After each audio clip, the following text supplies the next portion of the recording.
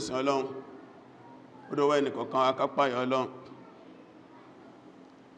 ká mọ̀ pé ó gbọ́ yá ìjọ kan ń bọ̀ tán lọ bọ́lọ́run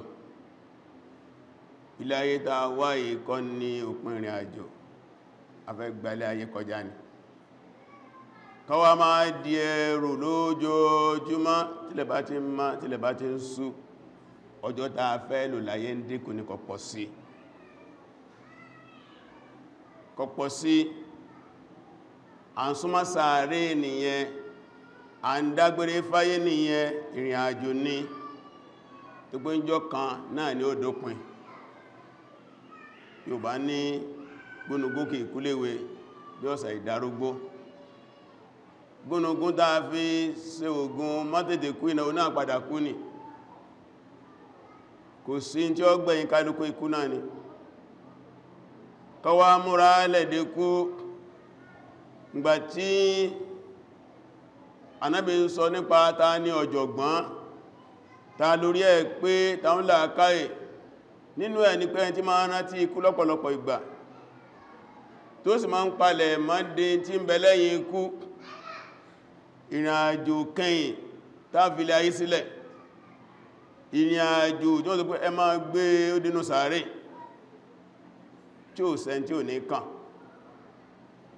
ṣùgbọ́n àwọn ọmọ ẹ̀dẹ́yàn rẹ̀ nígbìyàn bá kú là máa rántí tá bá ti sìnkú tán àti gbàgbé ọmọ ilé kèmí náà a rí nǹkan kan ò sí nǹkan kan ò mú àjọ sọ̀rọ̀ ní ó lè má tí ìpọ́gbọ̀n ṣẹ́jú ó sì pè wá lábádá ẹjọ́ sọ̀rọ̀ ó ti jáde láyé kí ló ṣe àsìkò ló tó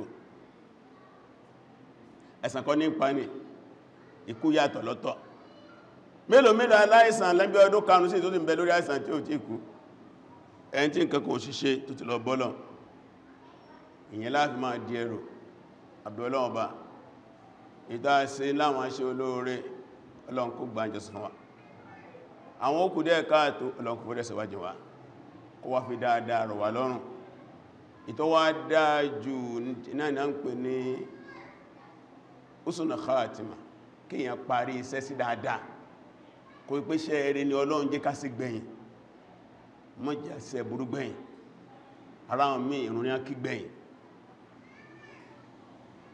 ẹ̀rì ọdún kan lọ sí hajj a parí iṣẹ́ hajj báyìí àmúra pàmbọ́ àsílé lẹ́rọ Ọlọ́run náà sì jáde láyé kò tí ìdẹ́sẹ̀ kankan Ànábì bá sí hajj torí iṣẹ́ a mọ́ kangágó nú ẹsẹ̀ gbígbà tí wọ́n ẹsẹ̀ bí sáyé ẹ̀rì àbẹ̀ọlọ́wọ́ bá iṣẹ́ rẹ̀ jáfẹ́ káyìn iṣẹ́ rẹ̀ wa má jẹ́ àkú sínú iṣẹ́ bí iṣẹ́ síbẹ̀ fún wa gbogbo ìgbà láti gbà tí ìṣẹ̀lẹ̀ Filastin ti ṣẹlẹ̀ October 7 2023 tí wàhálà ti ń ṣẹlẹ̀ láàrin àwọn ọmọ Filastin àti àwọn Zionist àgàgà olórí àwọn Zionist lọ́wọ́lọ́wọ́ Netanyahu àwọn náà rí bó ṣe ń bàlú jẹ́ bó ṣe gbogbo nǹkan jẹ́ tí wọ́n pa àwọn èèyàn lọ rẹ́gẹ́dẹ́ wọ́n pa obìnrin wọ́n pa ọkùnrin wọ́n pa ọmọdé wọ́n pa àgbàlagbà wọ́n pa gbogbo nǹkan wọn jẹ́ gbogbo ayé sì ń wòran gbogbo ayé ń wòran ṣùgbọ́n Ọlọ́run bọba Allah bó ní sùúrù ni kí pé ó gbàgbé àwọn tí ṣẹlẹ̀ sí gbámí ń bẹ ọlọ́gbẹ́ àdánwò àbáyàn púpọ̀lọ́ ń fẹ́rẹ̀ èèyàn tí àdánwò ọba kọlù kò ní rójú jẹrọ Ọlọ́run àwọn tí wọ́n ń pa yẹn wọ́n ń pa nítorí Ọlọ́run ni ó lẹ́ẹ̀fì máa rí pé irú àwọn èèyàn wo lélẹ̀ kí wọ́n sì máa pa wọ́n kí ni wọ́n sì máa dùn bàbá kan ní last week ọmọ rẹ̀ 6 ni wọ́n pa àwọn àgbà ọmọ lẹ́fì máa rí pé ìgbésí ayé tí wọ́n fẹ́ tí ẹ má jọ ti wà, wọ́n dá yàtọ̀ gẹ́dẹ́gbé. àbí Ọlọ́run bá ní ràn wọ́n lọ́wọ́, Ọlọ́run bá ní dúró tì wọ́n, Ọlọ́run bá ní fún wọn ní ṣẹ́gun. àdánwò tó wá kàn wọ́n, Ọlọ́run má jẹ́ kí irú ẹ̀ kàn wá, bá ní gbé fúyẹ́ fún wọn, bá ní ṣọ̀nà àbáyọ fún wọn. Ọlọ́run bá ń sọ fún inú Suratu An'am, Quran chapter 6 ayah 123. tẹ́ bá dé kẹ́yìn náà lọ rí ká, Ọlọ́run fẹ́ fi hàn wá àwọn kan lórí ilẹ̀ ayé tí wọ́n sọ̀rọ̀ àwọn dalágbára, tí wọ́n máa ṣe bó ṣe wù wọ́n, tí wọ́n máa lo agbárí. Ọlọ́run ní sìnkún, Ọlọ́run ní ò tí tó. Ọlọ́run wa kadhalika ja'alna fi kulli qaryatin akabira mujrimiha. Ọlọ́run gbogbo ìlú kọ̀ọ̀kan, ìlú náà kéré ni, ìlú náà tóbi ni, ó máa ń gbé kalẹ̀ ń bẹ àwọn akabira mujrimiha, àwọn aṣíwájú tí wọ́n kìí aṣíwájú rere, àwọn aṣíwájú burúkú tó yẹ pé ìwà criminal ni wọ́n á jẹ́ criminal, ó kàn máa commit crime lóṣìíríṣìí. Ọlọ́ni yamkuru fiha, wọ́n máa lọ agbára lóṣìíríṣìí. bẹ́ẹ̀ bá mú ní ayọ̀lọ́ ẹ̀rẹ̀, wa ma yamkuruna illa bi anfusihim. Ọlọ́run gbogbo ètè yẹ àsìkò wọn lọ́ni ò tí tó,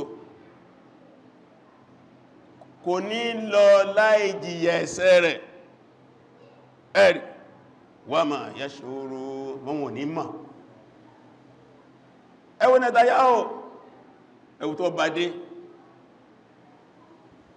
wọ́n ní kí wọ́n ṣe ceasefire.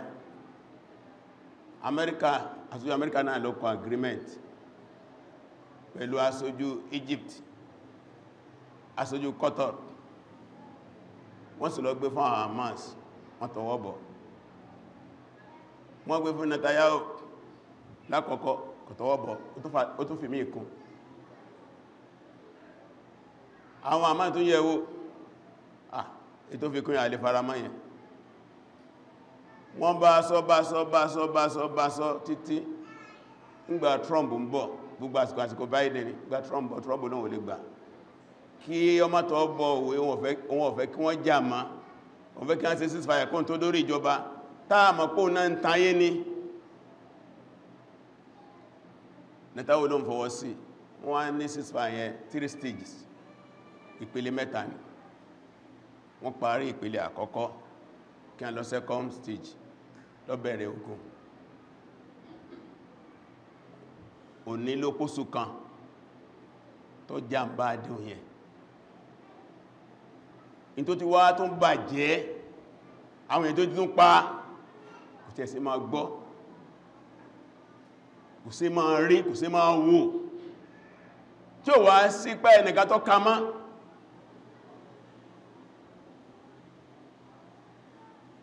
wọ́n tún wá pressure lé lórí, ó wá ní condition kan péré táwọn sì bá ti ṣe àwọn òdògùn dúró. kí ni condition kan náà? kí wọ́n submit ammunition wọn, àwọn nǹkan ìjà wọn kí wọ́n kó lẹ̀, ìjà dúró,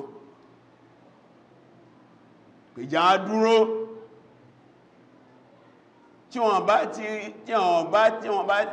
bá ti lè jàmá, tí wọ́n lè kó nǹkan ogun wọn lẹ̀, ìjà dúró. wọ́n á gbé fún Egypt ní ìjẹrin, wọ́n á ṣe meeting ní Egypt pẹ̀lú àwọn Hamas. àwọn aṣojú ìjọba Egypt náà bá gbé kalẹ̀ pé condition rẹ̀, tẹ́ bá ń fẹ́ ceasefire, ẹ kó nǹkan ogun yín lẹ̀, kò ní sí jàmá. àwọn Hamas ní ọjọ́ àwọn lójú bí ẹ̀yin náà ti ẹ̀sẹ̀ lè present ilé fún wa. Ìjọba Egypt, ìjọba Mùsùlùmí, ẹ ràn wá lọ́wọ́. Wọ́n tó wá ní ẹ̀yin ní kí àwa tó fẹ́ ẹ̀yin náà fi ṣaṣojú. Wọ́n wá fún ní condition ilé yìí.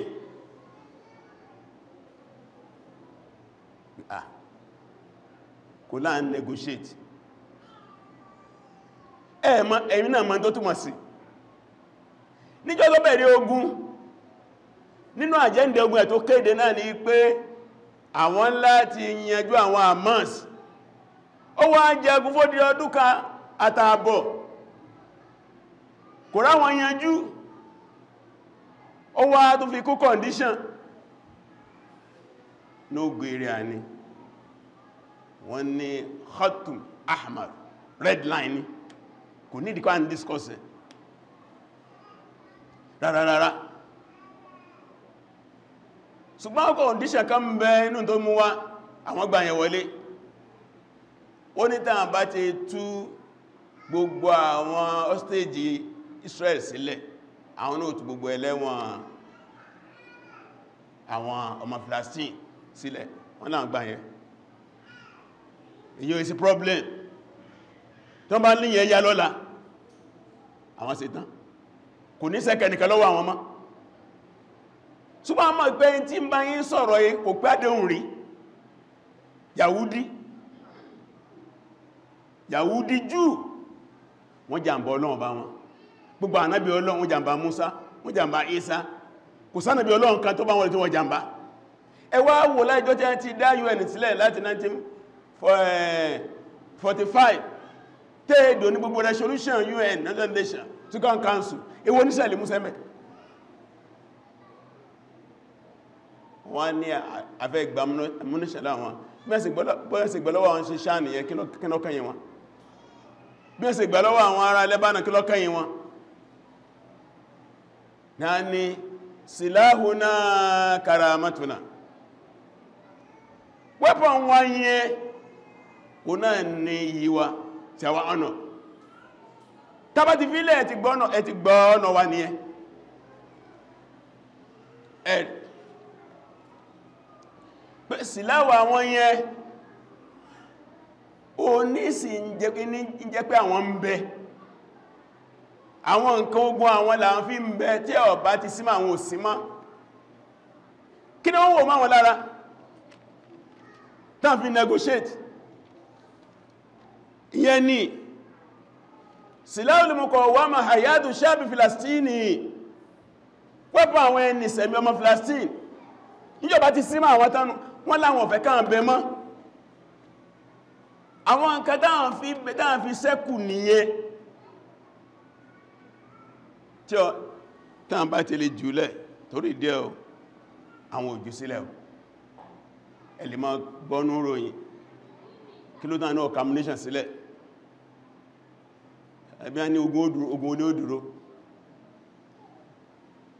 Wọ́n fún ẹ ní ìtàn ní ààyè láwọn àtàn tí ó dín ní ọ̀nà méje tí wọ́n ti negotiate ẹ̀ láyé rí tó pọ́n padà parun ni. Àwọn èèyàn máa ń fi ọ̀rọ̀ ọlọ́rọ̀ kọgbọ́n ni. Ìyíwò ní a ní ju weapon lọ. Kò sí yí gẹ́gẹ́ in tí ó jẹ́ iyì tí a fi ń bá negotiate ní agbára ti bẹ lọ́wọ́ wọn yìí. Wọ́n wá náà fẹ́ gbagbára ní tipátipá, wọ́n wá jagbódé ọdún kan ó lé wọn rí gbà. Wọ́n wá ní ìsìn ọ̀nà fẹ́ gbàgbá ní kọ́ wà ní condition ceasefire.